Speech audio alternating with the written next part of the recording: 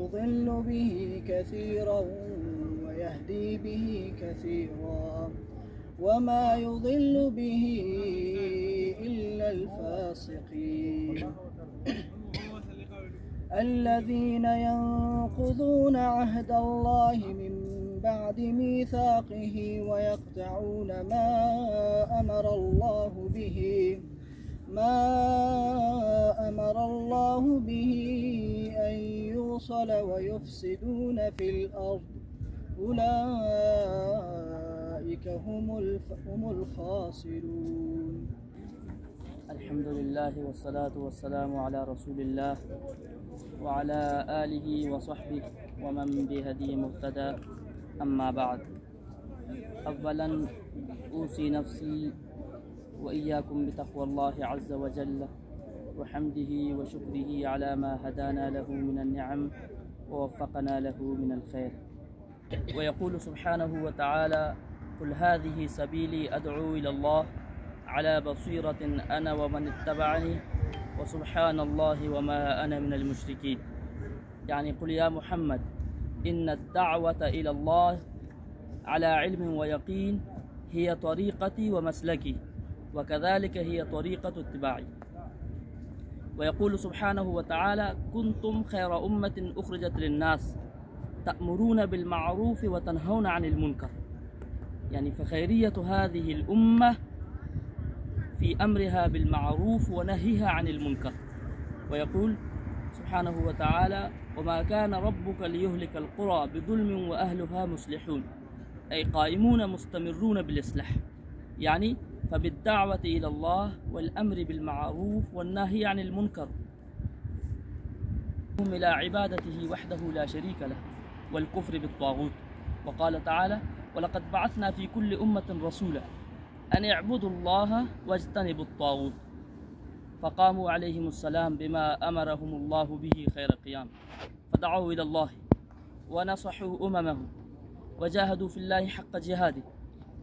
عرف رسولنا صلى الله عليه وسلم عظم المسؤولية الملقاة على عاتقه، فدعا إلى الله ليلا ونهارا سرا وجهارا، يأتي أندية العرب وأسواقهم وقوافل الحجيج ومنازلهم، فيعرض عليهم دعوته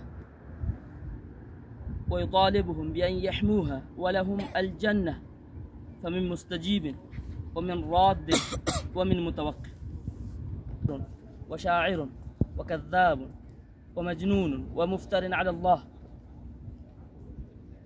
وألقي على ظهره سل الجزور، ووضع أمام بيته الشوك والقذر، وكل ذلك وهو مع صابر محتسب، وكل همه صلى الله عليه وسلم كيف يخرج الناس من الضلالة إلى الهدى، ومن الشرك إلى التوحيد، ومن النار إلى الجنة. ففي الصحيحين عن أبي هريرة رضي الله عنه أن النبي صلى الله عليه وسلم قال: إنما مثلي ومثل أمتي كمثل رجل استوقد نارا فجعلت الدواب والفراش يقعن فيه، فأنا آخذ بحجزكم وأنتم تقحمون فيه. أيها المستمعون الكرام، هداية البشرية وعلمه والقيام بشأنه مسؤوليته، ولذلك جابوا الأرض شرقا وغربا وشمالا وجنوبا ليبلغوا هذا الدين العظيم. فتح الله على أيديهم بلاد فارس والشام ومصر وشمال المغرب وغيرها من الأمصار. ولا عدوان إلا على الظالمين وصحبه أجمعين. اما بعد، موضوعی که من لوتون درباره آشی سخنگویشان درباره اخلاق یک طالبین، اخلاق یک دعوتگرین.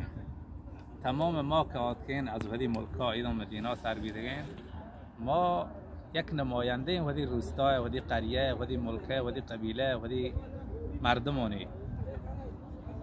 و ما لوتین ودی منطقه اگر تاریکی هستین، اگر بدعتی هستین، اگر خرافاتی هستین، اگر شرکیاتی هستین، باید با نور توحید، باید با نور اسلام مردم رو فهمینه ای چیزی که شما انجام دیگه، ای کاری که شما انجام دیگه، ای چیزی که ملک تو هستین، ای تاریکیه. و نیاز است برای ما، برای هر طالب علم یا برای هر دعوتگر یا که دعوت بده دارای اخلاق بید. اگر بی اخلاق بید، همسایه باشد زد به همسایه کو جنگ و دعوا بید، و دی خانواده و دی جن و چوک کن و دی کدومادون بد اخلاق بید، و دی مدرسه و دی جامعه و دی دوستا و دی هم قبیله و دی برادا بد اخلاق برات طالب نتون قاید ما خبر بکن چیز بشی ولی تا پر نزونه پرانی مرو گیل جا پرانی مرو حدیث و کامی کلا دی تماشا حدیث مونگا تماشا آیا مونگا تا بلده ایه ذهن بیار اگر تیشی کلا بزیره تا عالم دهر نه تا عالم تری هسته و انک لعلى خلق نظیم و صحابان وقتی که رسول الله صلی الله علیه و سلم و دی اسوه قرار داده الله سبحانه و تعالی چی وشی ولقد كان لكم في رسول الله أسوة حسنة لمن كان يرجو الله واليوم الآخر. الله رسوله یاد بگیره. الله رسول اخلاق چی بیده؟ ولو كنت فظا غليظ القلب لانفضوا من حولك. اگر تا سخت دل بیاد، ترند خوی بیاد، مردم نزدتا جمع نبند. این صحابه که چنان مشتاقتن، چنان مشتاق دعوتتن که از مال ود گذرن، از اهل و عیال ود گذرن، از خون ود گذرن برای دین اسلام، این هم به خاطر اخلاق تا اسلام قبول کرده، به خاطر حقیقت و به خاطر صداقت تا یاد کردن از تا. پس ما او صحابان یاد گیریم. الله سبحانه و تعالی جای دیگر در سوره بشیر که محمد رسول الله والذین معه اشداء علی الكفار رحماء بینهم. محمد که الله رسول، الله قاصد و آکسانی که گو محمدی گورن آن چی صفتی هستن؟ اشداء علی الكفار، گو کافران سختن، گو کافران که بینهم در میان وقت نرم دلن. هر کس یکی در برات از اون، هر چیزی که پوادی دوستی بی برات از اون، تکبر و بزرگی و چین نلوتی. اما صفت اگر ما طالب العلم و صفت بی سخت بین، گوی برات ها سخت دارن، گوی همسایه ها سخت دارن، گوی مسیت مردم ها سخت دارن. می دعوت چطور دیمره؟ باید ما اخلاق یاد گیریم از صحابه. ما نرم بیدگاه در میان وقت، ما با این نرمی چنان دوست و برات بیدگن چاره مزن حکومت شکست دادن، نه یا ملک و یا قریه دعوتان دیماشه، نه مزن امپراتوری آنها شکست دادن، اسلام به کو برده و رسانده. اما اگر جای ما، جای اخلاق ما، جای اخلاص ما تکبر بیای، خدا ما را هیچ نفی نداد. نمی درس ما را نفی داد، نمی قرآن ما را نفی داد، نمی زانه ما را نفی داد، نمی خبر ما را نفی داد، نمی دعوت دیمره. بچه حدیثی که امام مسلم روایت کرد رسول الله صلی الله علیه وسلم، ابی هریره روایت کرد وشی اولی کسانی که جهنم آز گوهان رو خبی 3 گروه هم آهان عمل بچارن. وشی وقتی که از ابی هریره لوٹید که تا این حدیث بیان کرد، ابی هریره نشت لوٹی حدیث بیان کرد بیهوش بید. راتر باشتی ما گوشما حدیث بیان کرد که یکی آهان مجاهده جهاد که الله را کشته بی، ظاهرا الله را کشته بی، بله قلبی به خاطر جهاد نه. یکی علم وانید، قرآن وانید، چاری چی که قرآنی حفظیم، چاری چی که حدیثی حفظیم، چاری چی که دینی احکامی حفظیم، اما نیتی قلبی دیگر چیزی. یکی دیگر صدقه دا خیرات کن، سرمایداری مردمی چی که خیرات کن، شما پلانی چی که خیرات کده، بله اما قلبی بخاطر الله نه. قیامت روزی آن کاره الله سبحانه و تعالی وشی انترا یک نعمت داده و نعمتون پیش داری، صحتیان داره، تون مال داده، تون تیار کده، تون قدرت بیده، تو چی کاری کنه، چی عملی انجام داده؟ مجاهد گوشید که بله من در راه جهاد کده، جنگ کده، جهاد کده، او کشک بیده گو. شین نه، تدروگ بس. جهاد داشته دیگه، میدان جهاد داشته دیگه، به خاطر چی؟ که بگوشم فلانی سوار زرنگینی. جنگ کده، مردم کشته، کفاری کشته. تدروگ بس. یک گرم جهنم می آوردن. وشی من علم یاد گرفته، من قرآن یاد گرفته، من مردم شون داده. چی کذبته؟ تا علم یاد گرفته که تا بگوشن عالم، تا قرآن وانتا که تا بگوشن قاری. این دنیا پشته پتا گوشک دیده. خلاص را این اجر نیست. که اخلاص خراب دیده. ما دست و بلاغ کنیم. اگر اخلاص ما خرابه به خاطر مردمونه که مردم ما را دیوان و مشرج هم دیندینه، مردم ما را تعریف دیدن که فلانی ماشاءالله مدینه آمانه بیارتی شرطی جایی بده، خبر گواهی بی دیوان ناصر من بیم حقوق من بی این فایده نی اما اگر تلوت چیز یاد گراییم برای مردم شده این ترا فایده بی و یه صدقه جاریه بی تا برای وفات کنه تی صدقه مانی و سیامی گروه الله شما ترى كان نعمة دوا صدقة ترى مال دوا قدرتون دوا صحتون دوا سلامتون دوا چی کدار باشی ما در راه تا صدقه داده مردم کمک کنه غریب کمک کنه چیکار مالی خیرات کنه کذب تب منی راه نه تب باشن که فلانی صدقه جوادی چیکار مالی خیرات کنه به خاطر مردم نام تعریفه بگو نیت ما پایدار داد که نیت ما خالص الله بیان اگر ما کم بمونیم چهار می مالکا مثلا هونی مالک باشم یک عالم یاد که 5 سال مونده می مالک کل تبلیغ داده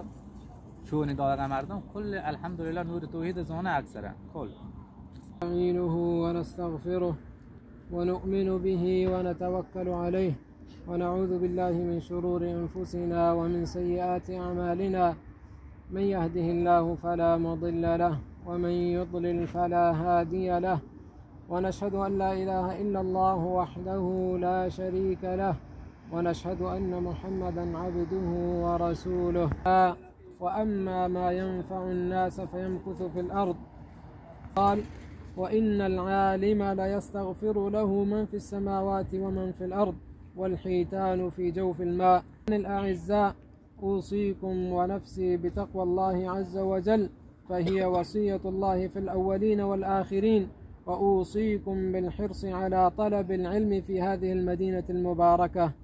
قال صلى الله عليه وسلم أحب الناس إلى الله تعالى أنفعهم للناس ومن أنفع الأشياء للناس هو تعليمهم التوحيد والعقيدة الصحيحة الصافية من الشوائب والشركيات والبدع. قال ربعي بن عامر رضي الله عنه جئنا لنخرج العباد من عبادة العباد إلى عبادة رب العباد ومن جور الأديان إلى عدل الإسلام. وعلى الداعي أن يدعو بالحكمة والموعظة الحسنة كما قال تعالى ادع إلى سبيل ربك بالحكمة والموعظة الحسنة. وعلى الداعي أن يصدع بالحق ويجادل أهل الباطل بكل ما أوتي من قوة فإن الله تعالى ناصر دينه ومعلن كلمته ويسفر صبح الحق ولو طال ليل الباطل. قال تعالى يريدون أن يطفئوا نور الله بأفواههم ويأبى الله إلا أن يتم نوره. وقال تعالى وقل جاء الحق وزهق الباطل إن الباطل كان زهوقا أي إن الباطل زائل لا ثبات له. وقال تعالى فأما الزبد فيذهب جفاء وأما ما ينفع الناس فيمكث في الأرض أي إن الباطل مثل زبد الماء يذهب ويتلاشى وأما الماء وهو الحق الذي ينفع الناس فهو الذي يبقى وينتفع به الناس. وعلى الداعي أن يصبر على هذا الطريق ولا يخاف في الله لومة لائم أيا كان ومهما أوتي من قوة. قال شيخ الإسلام أبو إسماعيل الهروي عرضت على السيف 5 مرات لا يقال لي ارجع لكن يقال لي اسكت عمن خالفك فأقول لا أسكت. قال عنه الذهبي وكان سيفا مسلولا على المخالفين وجذعا في أعين المتكلمين وطودا في السنة لا يتزلزل. وقد امتحن البويطي صاحب الإمام الشافعي في قضية خلق القرآن فلم يجبهم وثبت على عقيدة أهل السنة والجماعة.